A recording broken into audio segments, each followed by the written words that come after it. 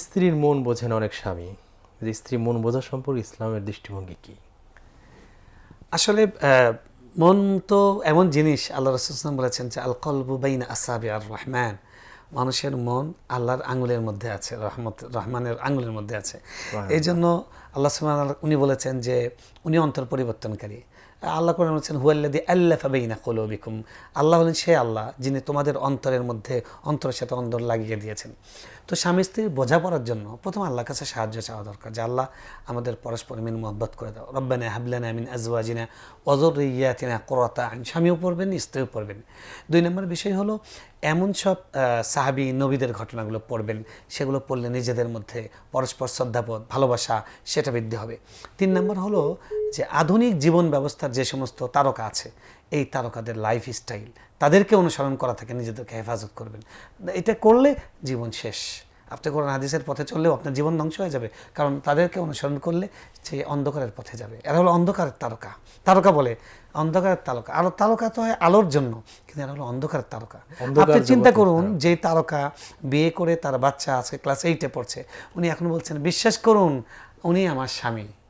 এই এই সন্তানটা কি, তার এই মায়ের ভিডিওটা থাকবে, সে বড় হয়ে কি জানবে যে আমার জন্মটা হয়েছে একটা অনিশ্চিত পরিবেশের উপরে, আমার বাবাকে সেটা নিশ্চিত ছিল না, আমার বাবাকে এটা নিয়ে বিতর্ক ছিল। তো সুতরাং যারা এই ধরনের তারকা, অন্ধকারের তারকা আছে, আমি বলি অন্ধকারের তারকা, আপনারা আপনাদের জীবনকে পুনর্মূল্যায়ন করুন। তাদেরকে মডেল ধরে জীবনযাপন করেন। অনেক মডেল করোনার সময় লাইনে চলে আসছেন, মৃত্যুর আগে সোজা হয়ে গেছেন। আগের জীবনটা আপনারা আল্লাহর কাছে তওবা করছেন, কিন্তু সেই পাপগুলো রিপিট যখন হবে, ভিডিওগুলো দেখানো হবে, তখন আপনি কি করবেন? এই জন্য অবশ্যই এই পথটা পরিহার করা উচিত। আমি স্ত্রীর মন কথা বলছিলাম। আচ্ছা, স্ত্রীর মনের কথা যেটা বললাম, যে দেখেন আমরা তো দোয়া করব, চেষ্টা করব। আর 4 নম্বর কাজ যেটা, সেটা হলো যতটা বোঝা সম্ভব তার কথাটা শোনার চেষ্টা করব, বোঝার চেষ্টা করব, এবং তাকে এই কথা ওপেন বলে দিব যে আমি যদি কোনো কিছু না বলি, বুঝি, আমাকে বলে দিও, কারণ আমি তো তোমার অন্তরে ঢুকতে পারবো না, তুমি আমার অন্তরে ঢুকতে পারবে না।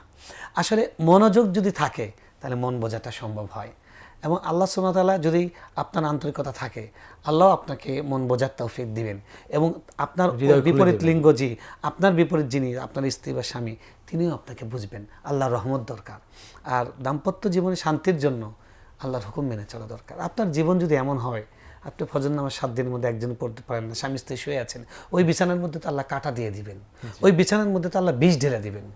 আমাদের সংস্থাগুলো কেন ভেঙে যাচ্ছে? ইমাম আহমদ বিন হাম্বল রাহমাতুল্লাহ বলেছেন যে আমাদের দাম্পত্য জীবন 50 বছর হয়েছে, কোনোদিন ঝগড়া হয়নি। সবাই বলেছে কিভাবে সম্ভব?